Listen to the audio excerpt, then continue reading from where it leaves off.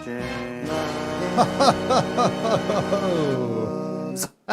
my name is James. This is James Loves Games. I didn't mean to startle you, but good morning. We've got some stuff to talk about. Hi, my name is James. This is James Loves Games. I think I already said that. I'm just all pumped up to talk about Baldur's Gate 3 and all of the crazy, I guess you could call it controversy surrounding the game. I mean, it's the talk of the town. I don't even know where to begin with all this. It's become a moment. It has become a moment, and it's not just about the game anymore. It's about all games, apparently. Good morning, Rena, and good morning, Brett. Glad you guys are here with me to talk about this issue. So, if you're unfamiliar, Baldur's Gate 3 is the newest in the Baldur's Gate series from Larian Studios, formerly BioWare, I guess, made the first two games. And I'm familiar with Larian Studios because my wife and I played through Divinity Original Sin and Divinity Original Sin 2 back on the Xbox One. And those two games were highly praised, really popular. I mean, not like super popular, but they were very, very well polished, highly praised CRPGs. And if you're unfamiliar with the CRPG genre, it stands for computer RPG.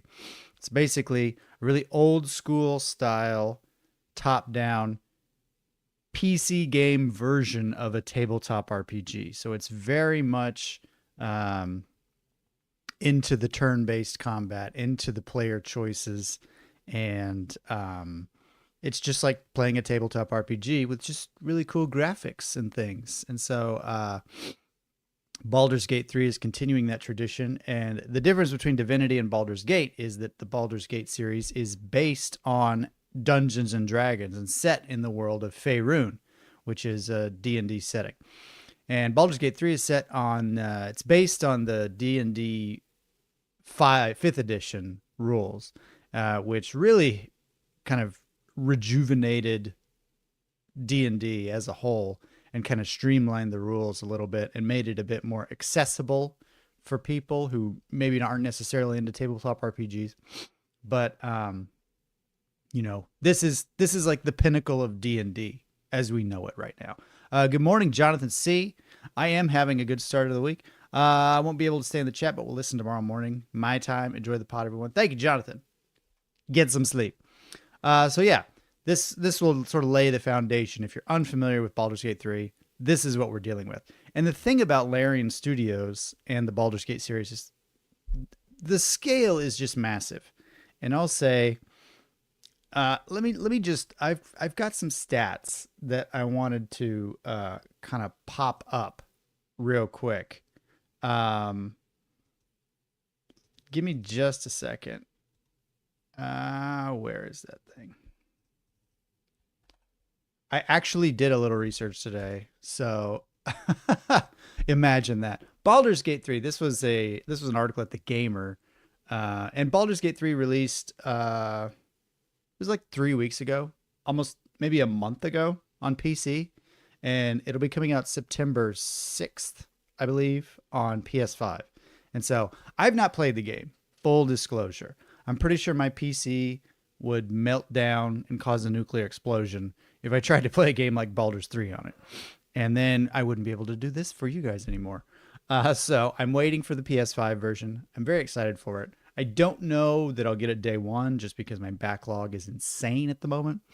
But yes, I am still very excited for it and keeping an eye on it. Really wanting to play it with the wife and, you know, roll some new characters and just see what kind of crazy hijinks we can get up to. But here we go. This is an older article that came out June 30th at The Gamer. Baldur's Gate 3 has 174 hours of cinematics. 174 hours just of cinematics. I've played games that were, the entire game was a tenth of that. So this says twice the length of Game of Thrones. Now keep in mind, there are a lot of choices to be made in Baldur's Gate 3 and a lot of branching paths. So this is assuming you're able to experience everything that the game has to offer. And I want to say that I heard that there were like 15,000 different endings or something ridiculous like this. I might be making that number up in my head, but I know it was a ridiculously large number of endings. I'm not sure what sort of small aspects to those are different from one another, but the very idea, it took them like 6 months just to write all the endings to the game. I mean, the scope and the scale of this game are outrageous and ambitious, and apparently they've pulled it off. And it's just like the title of this blog post or this podcast says, it's they're crushing it. They are crushing it, seriously. Brett Williams says, "Yay, I told you, James. I'm so glad you're finally on board." Yeah, I'm on board for sure, for sure. And so I've been getting a lot of hype posts from subs and fans like Brett and Awesome. And it's just, this game is crazy. Okay, yes, it came out August 3rd on PC. It's coming out September 6th on PS5 for those who are interested. And that's just one stat I have. So keep in mind, that is, what did they say? It was twice as long as Game of Thrones. I want to say it was like, if you read the dialogue it has in the game is so much dialogue. It's like twice as long as the Lord of the Rings trilogy, the books, not the movies. Like if you took the Lord of the Rings books, all three of them, doubled the length, Baldur's Gate 3 still has more dialogue. I mean, it's an insane proposition. It is absolutely bonkers. Let's look at I'm going to get into the whole like criticism from the other game devs and their the crazy expectations that have been set now in a minute. But I want to keep talking about the crazy stats for this game. So over at Game Informer, they said Baldur's Gate 3's first weekend stats reveal a lot of players failed to romance Astarion. Okay, that's not really what I wanted to get into, but Larian on Twitter, or X if you're, some corporate stooge, they posted some stats. Okay, and this was let me pop this up real quick. This was August 11th. So these stats aren't even like up to date as of today, but these are like 4 days old. Okay, keep this in mind. Nearly last weekend you played 1,225 years of Baldur's Gate 3. As we head into the second weekend of launch. ...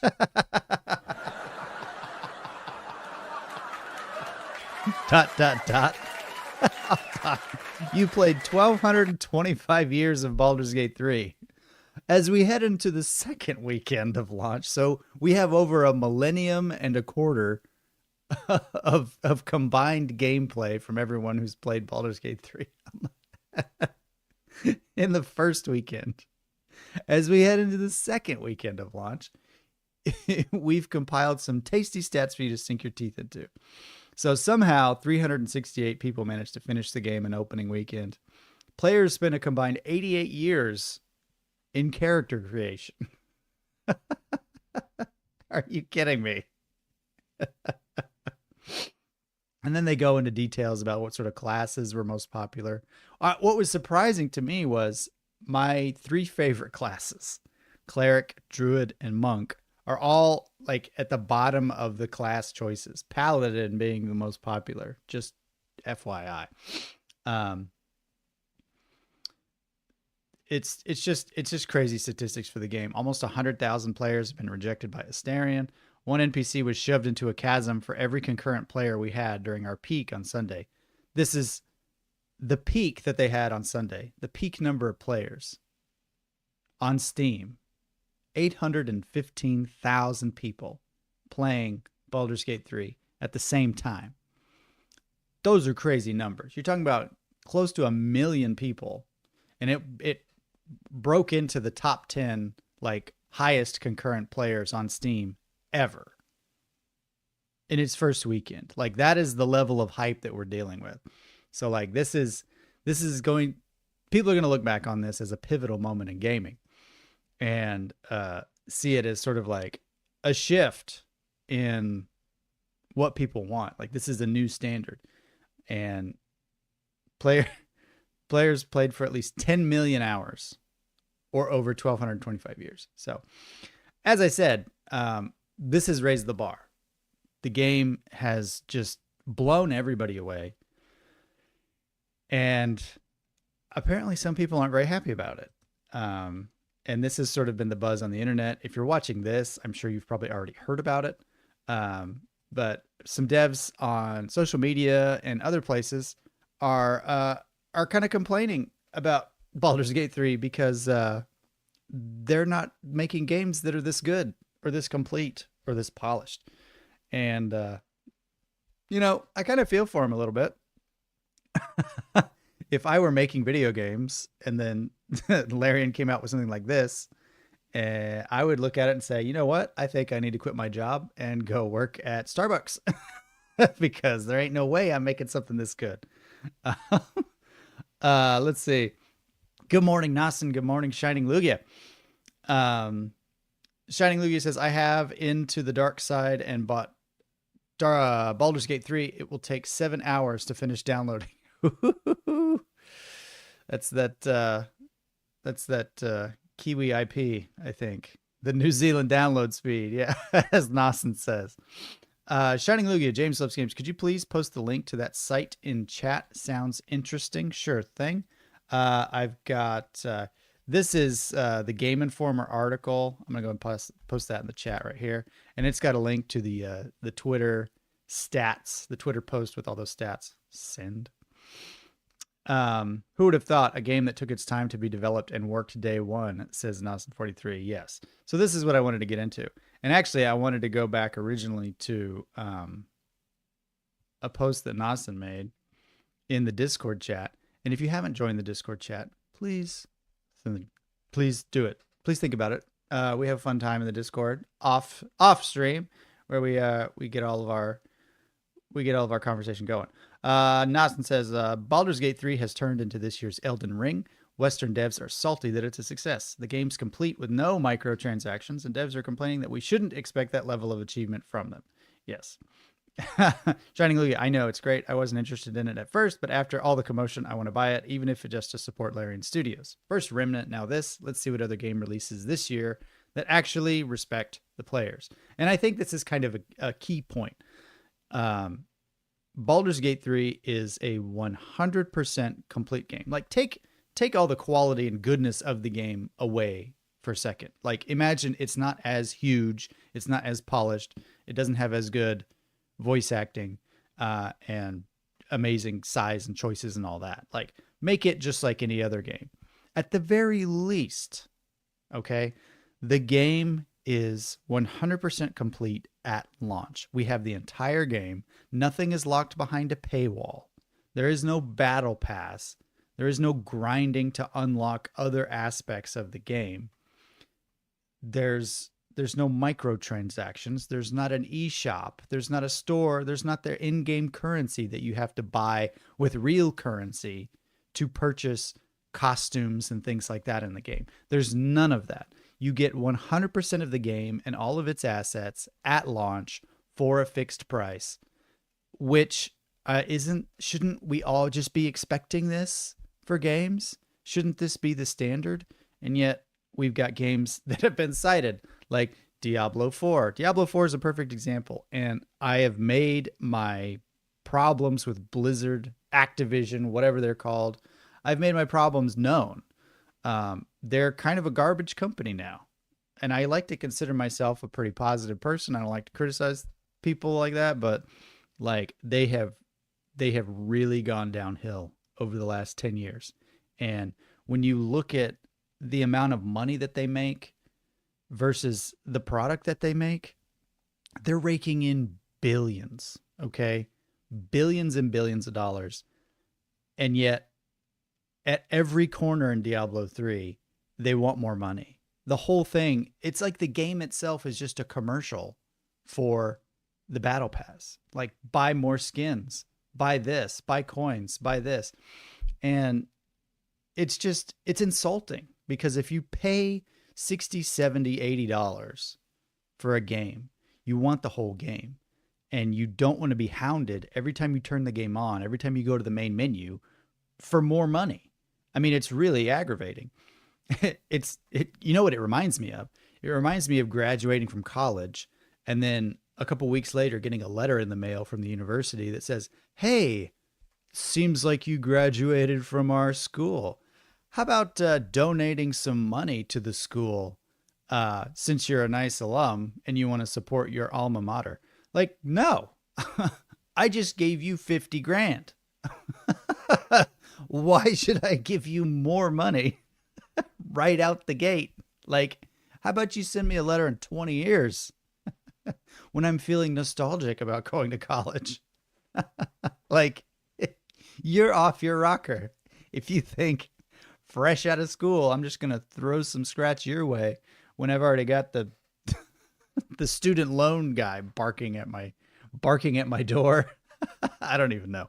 But the point is, it's insane to expect people to just accept this new reality.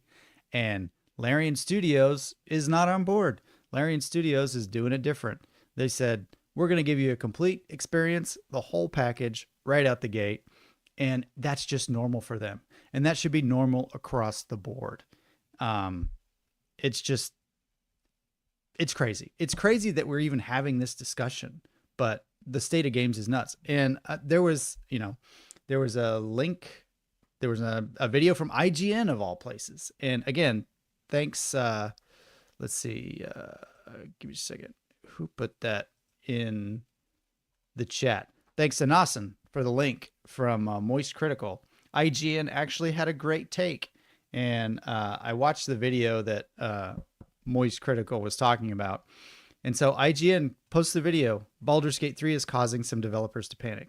And so let's get into this. So a couple weeks ago, a dev on Twitter posted his thoughts on Baldur's Gate 3 and why we as gamers shouldn't have these unrealistic expectations for games. Let me just read the first. It's a long chain of tweets. I'm not going to read all of them, but I'll just read the first one. Like a lot of people, I'm deeply excited about what the lovely folks at Larian accomplished with Baldur's Gate 3, but I want to gently, preemptively push back against players taking that excitement and using it to apply criticism or a raised standard to RPGs going forward. And then he goes on to list a whole bunch of excuses why it's unfair to think that other developers can make games like Larian has made with Baldur's Gate 3. And it's really quite ridiculous. The more you think about it, the more it upsets you. So, number one, dev cycles stretching back to 2017. So, most games these days are worked on for several years. 2 massive games and their definitive editions worth of tech and institutional knowledge to draw from. Destiny doesn't have all this time. Diablo doesn't have all this time. Diablo's been around for, 30 years, 25 years, something close to that. I think it came out in like maybe 99, 98. So 24 years. Super successful early access period lasting 3 years, providing crucial community feedback, bug hunting, and cash flow. You don't need early access for 3 years to do that. You can have people just play the game and check it in-house to squash those bugs. Over 400 developers in 7 different offices around the world, not including outsourcing partners. 400 devs in 7 offices? Are you kidding me? Activision Blizzard, Capcom, Bungie, BioWare, all these companies have more than 400 developers. So that's not a good argument. 400, when you look at AAA studios that are making games, 400 is not a lot of people. Okay, we're talking about studios in the thousands that are putting out games not as polished and are begging us for more money around every corner. And then he goes on to say, this is a small, incomplete list. Larian is coming into this game swinging with a gigantic weight of expectation to deal with, but they're also doing it with an immense amount of wind. So it upsets me as I'm reading it. In an era of mega games, Baldur's Gate 3 is one of the largest attempted, built by a specialized group of people using mature tech specially built to make this specific game, reinforced by invaluable mass player feedback and market validation ahead of its launch. So why doesn't your studio do this? Okay. All you're saying is like, take all these criticisms and just apply that to the way you do things. And you too can have a massively successful game like this. Like, I don't understand why this is a problem. Like, dev cycle stretching back to 2017. So, maybe we should spend some more time working on our game. 2 games worth of tech and institutional knowledge to draw from. Most studios, most of the games that come out these days are part of a series, or part of, if you're working on a game, you've probably got experience working on similar games. That's like an industry standard. I don't see how that's an excuse to not make good games. Bungie, they've been making first-person shooters for decades. Blizzard has been making top-down action RPGs for decades. Okay? That's just stupid. That's just a stupid thing to say. Okay. 400 developers in 7 different offices. Do you need more employees? Hire more employees. Oh, this is a good one too. The licensed brand in a world of one of the largest entertainment IPs in the world, Dungeons and Dragons, at the apex of its popularity with the rise of the actual play movement and a movie. Oh yeah, the Dungeons and Dragons movie is definitely why there's 813,000 people playing Baldur's Gate 3 at the same time.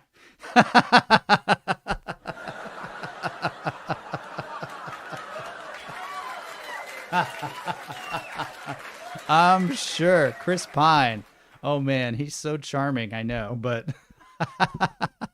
I don't think he's gonna get close to 1 million people playing a video game that's just a little bit related to the movie he was in several months ago. Like, it's all just ridiculous excuses, and I get it. Like, I would be terrified too if I was making video games, like I said, and then the guy next door was like, "Hey, check out this game I whipped up." I'd be like, "Well, time to hang it up because I can't compete with this." What I'm not gonna do is go online and say, "Let me list all the things about how this is really unfair to me." Like, just get better. Maybe it's my affinity for Souls games and that whole attitude, but like, get good. Like, get good, scrub is my reaction to this. Like, this is this is not a new baseline for RPGs. This is an anomaly. So let's make it normal. Like, this attitude of like, something great is over here, instead of rising to meet that, we need to tell everybody, you know what? This is not normal. You guys need to just chill out and remember these poor underperforming games that are really expensive. These are normal. 30 frames per second on a modern console is the expectation. Okay, 60 frames per second is really not fair to expect from a modern game. Like, give me a break. Give me a break. Let's check out the chat and see what's up. Brett Williams, a lot of devs don't have the luxury of making a game like this. And I get that. But I'm glad you brought that up, Brett. I'm really glad. Because, and he's saying, the things he's saying, I think, are applying to Baldur's Gate 3. And the thing about it is, it's a massive game. I mean, this is like a game you buy and it's the only thing you play for like a year. That's how massive it is. It's so big. It's like a Breath of the Wild kind of thing, but even bigger. It's something that you can really sink a lot of time into. And the thing is, that's not the only type of game. Baldur's Gate 3 is not normal in terms of like what people want to play all the time. I mean, if every game was like Baldur's Gate 3, I would get just kind of burnt out of playing games after a while. If every movie were, the Lord of the Rings. Like, I love the Lord of the Rings, but it's like, I can't sit through 3 hours of just really deep, intense action, dialogue, lore, fantasy stuff every time I go to the movie theater. Sometimes I just want something light and silly and short, just a palate cleanser. it's too much all at once. So if the complaint is that like, well, Larian is just too big and they had too much time and they have too much experience to expect other devs to be able to match that quality of game. Well, let's explore that idea. Okay. What about, let's see, a small game called Minecraft? Has anybody heard of Minecraft? If you're unfamiliar with Minecraft, it's only like the most popular game ever, and it was only made by one guy. So give me a break. Okay. It doesn't take a dev team of 400 people and, 7 years or whatever to make a groundbreaking gaming experience. Okay. Sometimes all it takes is one dedicated person with a vision and some creativity to make something really great. And if you look at games like Minecraft, you look at a game like Disco Elysium, huge hit. It's actually, I think, one of the highest rated PC games on Metacritic right now. Disco Elysium had a small team, and they did not have a huge amount of experience making games like that. Celeste, fantastic platformer, groundbreaking gameplay. It doesn't have the massive scale of Baldur's Gate 3, but it's still a really good game that was very popular and sold really well, and I guarantee anybody would say was a successful game. Stardew Valley, give me a break, made by one guy, okay? And it's one of my favorite games of all time. It's got a massive following, hugely popular on all platforms. So this idea that, well, you have to have all of these humongous things that Larian Studios has to be able to make a really good quality game these days. And, and I get he's talking about the scale and everything else, but like when you talk about in terms of quality, I think this is really what people are talking about as consumers. I don't like the fact that the game is so humongous is not really what draws me to it. Maybe that's what draws some people to Baldur's Gate 3, but for me personally, it's not because it has like 150 hours of cinematics or 6 novels worth of dialogue in the game. I don't really care about that. What I care about is that if I paid $60, $70 for a game, I'm getting a full experience. I'm not going to get hounded for more money. The game runs well as it's supposed to be. Okay. It doesn't crash. It's not buggy. And these are the things that I think consumers are looking for. I want a complete game that works the way it's supposed to on day one. And I do not think that this is an unreasonable request in the least, because game developers have been doing this for decades. And it's only recently when we've sort of, technology has created this crutch for devs to have that allows them to release an incomplete game, an incomplete game. It allows them to release an incomplete game and then patch it later. Day one patches for game releases are standard these days. You've got a game that, okay, well, we have to release it on this day and we still have all these problems though. But we should be able to get those ironed out before the actual launch. It's just, devs have become dependent on these tools and they're using them as a crutch. And so they're factoring those things into their development cycle. Whereas studios like Larian are saying, no, the game is done. It's done, meaning everything works the way it's supposed to. It runs the way it's supposed to for this system. And, we're not going to ask you for more money down the road. Excuse me, we know you paid $60 for this game, but it was actually really difficult to make. So could you throw a little bit back our way? Like, no, this is not happening. This is not what's going on. And I think these are all points that a guy in the IGN video pointed out too. But like Vampire Survivors is another example. One dev made a game that rocked the gaming world and basically created a new genre into itself. And I guarantee, but when all is said and done, I probably will have spent more time playing Vampire Survivors than Baldur's Gate. Okay. So if you want to talk about quality and the number of hours that you can put into a game, I mean, Vampire Survivors is pretty big. Speaking of Vampire Survivors, it comes out this Thursday and I'll be streaming it Friday night. So be sure and tune in for that. But my point is, it doesn't take a huge dev team. It doesn't take decades of experience and years of a dev cycle to churn out a really high quality, complete game at launch that works the way it's supposed to, and that can really change the industry and change consumers' expectations for what a game should be. So yeah, that's basically where I am on all that. Let's see what the chat has to say about this. I'm sure that's something. Shining Lugia, I think you mean a lot of devs don't want to spend money to make something good. I think that is what I mean. Nelson43, it's not unrealistic for us to want a game to be complete on release. How many AAA releases have arrived with the copy and paste? Sorry, our game is broken. Oh, my favorite, my absolute favorite. And you know, I've been sitting and waiting for the downfall of Blizzard, and they seem content to just perennially shoot themselves in the foot and then apologize for doing it. They so Diablo 4, you know, had a decent launch from what I could see, aside from all the microtransactions and begging for money that they were doing. But I guess right before launch of like the full version of the game out of beta, um, they updated the game, and I guess the update was so trash that the internet caught on fire, and everybody was so mad at the changes they made. They nerfed these classes and changed all this stuff in the game and made it really not nearly as fun as it was. They actually had to issue an apology video and say, "We sorry, we're so sorry. You don't like the game. It's a bad idea. We won't be doing this again in the future." And it's just like, do people at Blizzard not play video games anymore? Do they not understand the perspective of the consumer and what they actually want?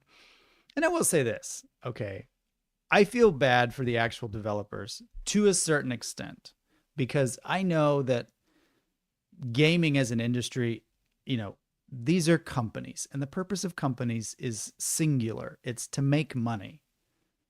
The company has to create something that brings in money for the people that own the company. And I get this. I understand this is how economics works. This is why these businesses exist. And it's too idealistic for me to say, you know, all the devs should be thinking this way and treating games this way. But at the same time, I know that greed is the thing that is pushing a lot of these decisions that are being made. When you look at a company like Blizzard, who's pushing out this semi-complete product crammed to the gills full of microtransactions, and then you look at Activision Blizzard's profits in the hundreds of millions. Profits in the hundreds of millions. This isn't like how much the games have cost to make. Like, this is how much money that's going into the pockets of the people that own the company. Okay? Outside of all the expenses. These are profits. And it makes you wonder, why couldn't they have, you know, taken some of that money and just said, you know, we don't need all the microtransactions. We'll give you all the skins for free as part of the game. You know, we'll give you all this cool looking armor for free as part of the game. Like, to make that much money from all the games you're selling and still try to squeeze more out of people is just the epitome of greed. And I can't stand it. Like, greed has got to be the worst human quality that exists. And we see it everywhere in the gaming industry. And yet, you've got independent studios like Larian, who made Baldur's Gate 3, who said, we have an artistic vision for our game. We're not going to compromise it. We don't have to compromise it because we're an independent studio. And I understand a lot of devs don't have that luxury. You know, a lot of studios are owned by bigger dogs and bigger fish. You know, if you're Naughty Dog, you're owned by Sony. If you're Bungie, you're owned by Microsoft. Of course, I don't think they're owned by them anymore. I don't remember the state of these companies anymore. They shift hands so many times. But I understand that you have to appease your masters, right? I get that. But at the same time, you know, there's nothing to stop you from saying, you know what? I don't like this, the way this is working. Let's make our own studio. Let's make a different kind of game. And I know these are hard things to do, but if you want to make something good, you're going to have to do some hard stuff. That's just the fact. That's the facts, Jack. Right? Let's look at the chat. Rena says there have been too many broken games lately. It's ridiculous to say gamers should have allowances for broken games. It is ridiculous. I think Jedi Survivor is a perfect example. Like, that's a game many people were hyped for. That's a game, like, it's essentially, you know, like functionally exactly like Jedi Fallen Order. And yet they release Jedi Survivors and it's buggy as janky as all get out. Like the performance of it is terrible and people have complained about it. And, sales of the game have tanked because of it.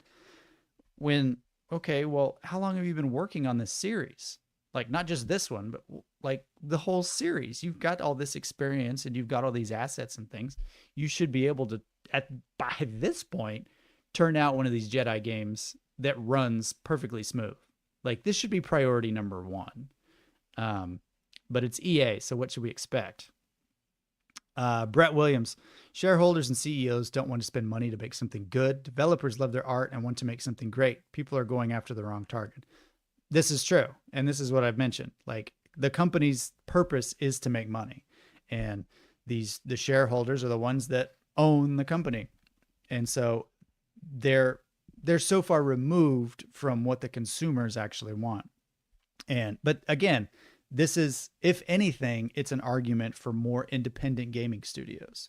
It's sort of like this is why in a lot of cases you want to like shop local. You want to buy things from independent sellers because their livelihood is on the line. If this game does poorly, if this item or this product does poorly, their livelihood is on the line. So they're more invested in the outcome of it.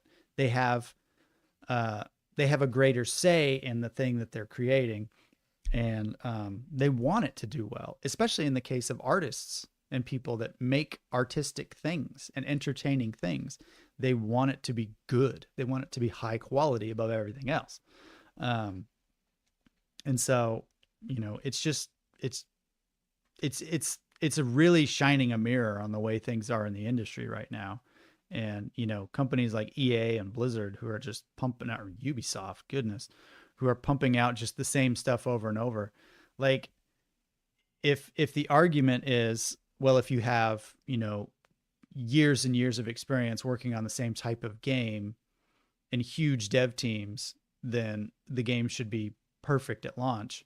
Well, what about Assassin's Creed? These games should all be perfect every time they come out because it's essentially the same game with a different skin. Right? Same devs, same huge teams of people working on them. They should be absolutely flawless at launch. No problems whatsoever.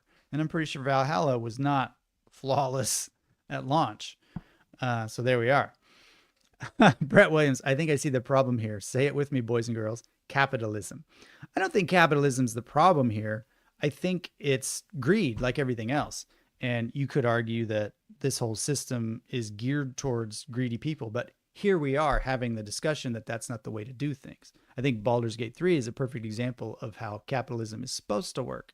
You've got a company here that has created a good product that people want, and it has qualities that consumers value more than what some of these other games are providing. And so now the conversation has been started. Hey, I like the way this game is going. Let's spend more money and more time and attention on games like this instead of the junk that other companies are putting out. And so it lies in the consumer. If we as the end of the line as consumers stand up and say, this is not the way I want to do things, just boycott those studios that are pushing those games that are not living up to your standards. It doesn't have to be Larian Baldur's Gate 3 standards. My standards aren't that high. I play a lot of janky, incomplete games, but like I draw the line at things like microtransactions from Diablo 4 and Blizzard. Like I think Diablo 4 looks like a pretty fun game, but I'm not going to put up with that. Like that's truly where I draw the line. And I just that kind of flagrant greediness is just like a slap in the face to me. It's like if I pay money to you and then you give me something that's covered in dollar signs asking me to pay more, I'm gonna want my money back. Like, why did I give you money in the first place if all you're gonna do is ask for more money? Get out of here. Get out of here with that. So, but anyway, like this is not about this. This podcast went from like Baldur's Gate is great to like the way games are being made these days is terrible. But let's get back on topic for just a second. So anyway, let's talk about Baldur's Gate 3. I'm very excited for this game. Like I said, I played Divinity 1 or Divinity Original Sin and Divinity Original Sin 2. Divinity, not original sin. Divinity, derivative sin. Um, and the games are massive, and I think the appeal of it is really the amount of choice that you have as a player. It's staggering. Like the character creation is nuts. You've got just so many options for every single little thing, and within the game too, you're given so many options with how to approach the story, how to approach combat. Uh, it's mind-boggling the number of things that you're able to do just in combat.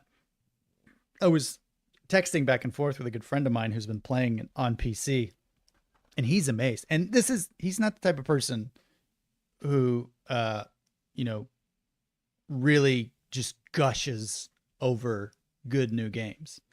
And he's straight up gushing. He's gushing about Baldur's Gate 3. And granted, it's right up his alley, but I mean, just the way the liberty that you're given to approach problem solving in the game is nuts. Like I've seen examples of combat things people have come up with. I've seen some people will take like oil, like little bottles of oil in their inventory, and when they're in combat, they'll throw a bottle of oil on the ground in front of an enemy so that the enemy slips and falls, and then they get advantage over them that way.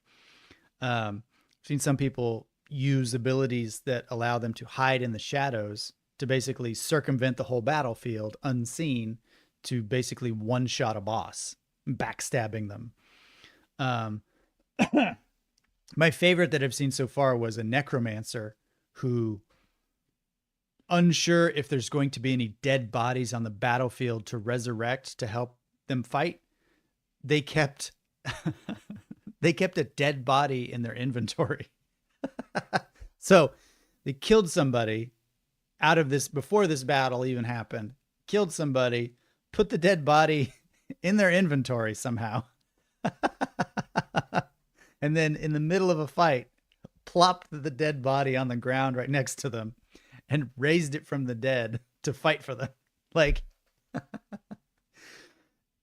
thinking outside the box is heavily rewarded in Baldur's Gate 3. And these are just a tiny sprinkling of examples of things that you can do. I saw another video right when the game launched where some guys were trying to figure out a way to get over this castle wall. They were kind of like on this cliff, and then there was a big empty space, and there was a castle over here.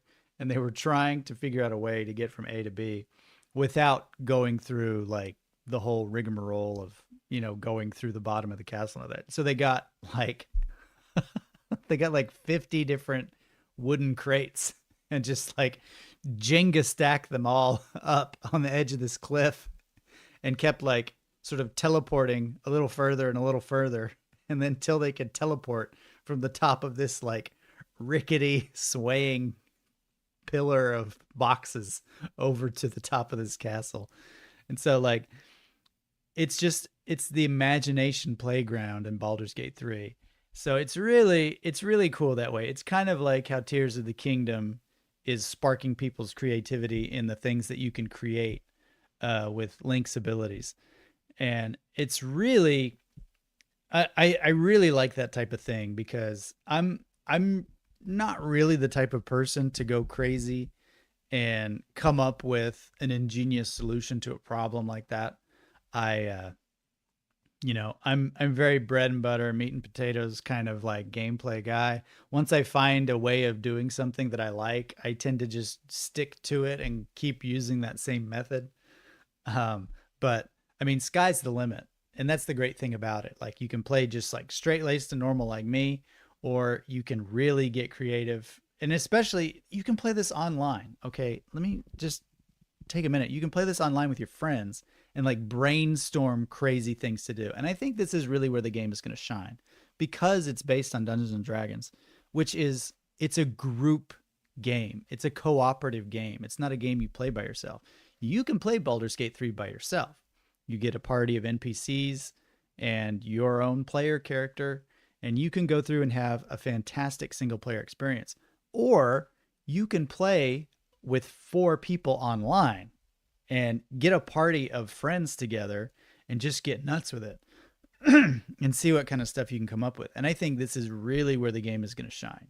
Once you get online and start playing with friends, I think it's going to get really good. And you're really going to capture the essence of what makes Dungeons and Dragons fun. It's just doing silly stuff and goofing off and having a good time with your friends. And this game is certainly going to give you the opportunity to do that. Brett Williams, nah, it's capitalism. The shareholders, the capitalists, own the means of production, so cutting corners to increase profits is the only thing that keeps capital coming into the company. It's a vicious cycle. Well, again, like, if we don't buy it, then they don't make any money. So at the end of the day, we have the final say of whether something becomes a success. Shining Lugia, I mean, with so many different combinations for PCs, it's basically impossible to perfectly optimize. Even Baldur's Gate released its early access to iron out bugs. Yeah, and that's great, but there's nothing stopping other developers from doing something like this as well. I mean, maybe you can say like, well, we don't have the time or the money to have something on early access for 3 years. Otherwise, you know, our company's going to go bankrupt. Well, don't try something that's massive. You know, there's excuses like armpits. Everyone's got a couple and they all stink. And growing up, the example that I heard for that wasn't armpits. It was another body part that I'm not going to mention here, but I like armpits better. But really, I mean, at the end of the day, those are all just excuses. And it's excuses to not be as good as somebody else. It's like, well, I want to be a professional soccer player, but Messi's just, you can't expect everybody to be like Messi because he's just too good. And it's like, maybe that's true, but you shouldn't use that as an excuse to be mediocre, right? Like, you can't just say like, well, he's just gifted from God at soccer. So there's no point in me training as hard. You should just be happy with what I'm providing. Like, no. You should try to be as good as that, even if you're not succeeding. Bring your own body now. BYOB is bring your own body now. Yes. Shining Lugia says, I saw a video of someone insulting someone to death. Yes. And there's a link. Okay. But yeah, my point is the game offers so many opportunities for hilarity. And yeah, it's just, it looks like a lot of fun, and I'm very excited to play it. Another thing that I should point out too is, give me just a second. I need to take a drink of water. I've been passionately talking about this.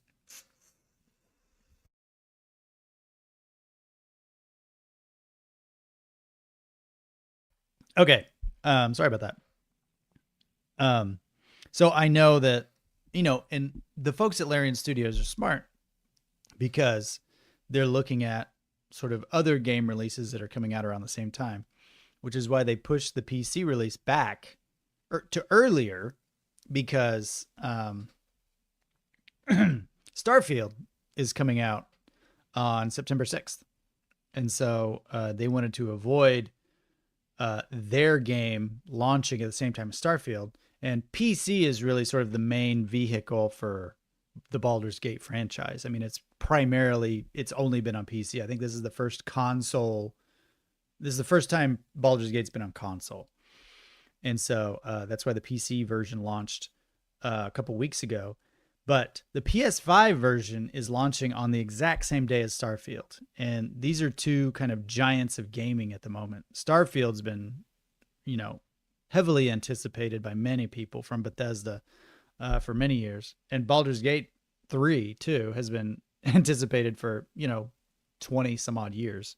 I think Baldur's Gate 2 came out in 2000, 2001, 2002, something like that. Over 20 years ago. And so you've got two games launching at the same time that are really big hitters. And it's got kind of like a Barbenheimer effect where you've got two great IPs releasing on the same day. And I think it's great. I love when the discussion pops up. And somebody asked me a couple of days ago, you going to play Starfield or are you going to play Baldur's Gate 3? Which one are you more interested in? And I had to say Baldur's Gate 3 chiefly because my PC is not going to run either, and I don't have an Xbox that's going to run Starfield. So I have a PS5, so I'll play Baldur's Gate 3.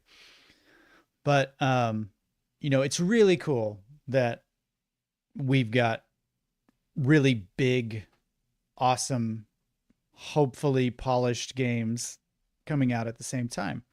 And the competition is fantastic, and I love it. My money is on Larian Studios having a more polished, complete product than Bethesda, because Bethesda has a track record of jankiness. I will say this about Bethesda. They're not known for being, a greedy company like I would say Blizzard is. But they are known for releasing some buggy messes at launch. And I think Starfield looks like it's very ambitious. I'll say it's very ambitious. Maybe too ambitious. It looks like it's going to try to do a lot of things. I hope that they can pull it off with the amount of time they've been working on it. But again, this is another example of how, what some of these critics are saying is ridiculous, because Bethesda has been working on Starfield for a decade? Like, been working on this game for a decade, and it's a first-person kind of action RPG type of game, just like what Bethesda's always made.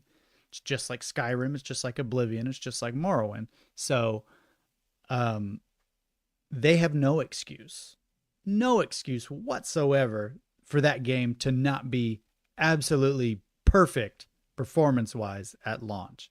I mean, at this point, with the amount of resources, especially after being acquired by Microsoft, if you've got the backing of Microsoft behind you, you should be able to create a game that works flawlessly at launch. So I do think absolutely that the standards that have been set performance-wise by Baldur's Gate 3 and Larian Studios should absolutely be applied to Bethesda and Starfield. Like, that game should absolutely be like 60 frames per second, no hitches, no bugs whatsoever on day one. I know that will not be the case. I absolutely know that's not going to be the case.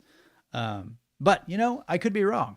I could be totally wrong. Maybe they've turned their act around. Maybe the 10 years they've been working on Starfield has been put to good use, and they've figured out a way to make a game awesome on day one. I hope that's the case. I'm not going to put money down on it. Brett Williams, so have you changed your mind about a JLG crew? I've been hoping you would. I'm not sure yet. I think it would be fun to get a crew of people together and do some live streams with some of you guys for Baldur's Gate 3. We'll just have to see. I'm not going to be getting it at launch. I'll just say that. I've got a big backlog, so I'm not going to get to Baldur's Gate 3 probably for a couple weeks or a couple months. But, it's not going anywhere. It's going to be a great game whether I play it in September or whether I play it in 2024. So I think I've got some older things to get through first before Baldur's Gate 3. But I am definitely going to play it at some point. Rena says, not to be mean, but we all know that Xbox people only do Game Pass. Game Pass is a really great value. I will say, like, for what you're paying, you get a lot of value out of Game Pass. And especially since, you can sort of parlay that Game Pass over to PC and get a lot of PC games for free.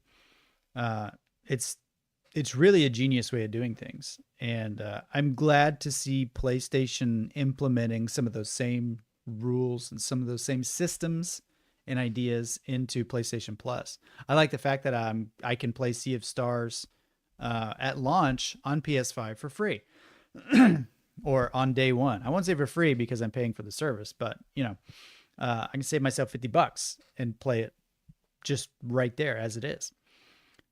Shining Lugia, bring back the standard of finished games releasing. Remember Echo the Dolphin, right? Echo the Dolphin was perfect when it came out. Maybe it wasn't for everybody. Maybe not everybody totally fell in love with that game. But, it ran at a solid, 8 frames a second day one. Day one. They did not need to patch that game at all. They didn't even bother. So there we go. So yeah. What do you guys think? about all the crazy things I've said. I don't think they're crazy. I don't think any of this is crazy. But Baldur's Gate 3 is a hit. That's clear. I didn't even get into the review scores, but like, I'm pretty sure I didn't bring up Metacritic. It's, let me just look it up right now.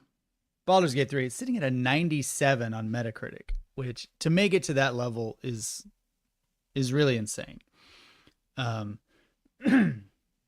But I want to say it's like the best games of all time. Let's look at the best games of all time on PC. Okay. It has surpassed Disco Elysium and Baldur's Gate 3. Excuse me.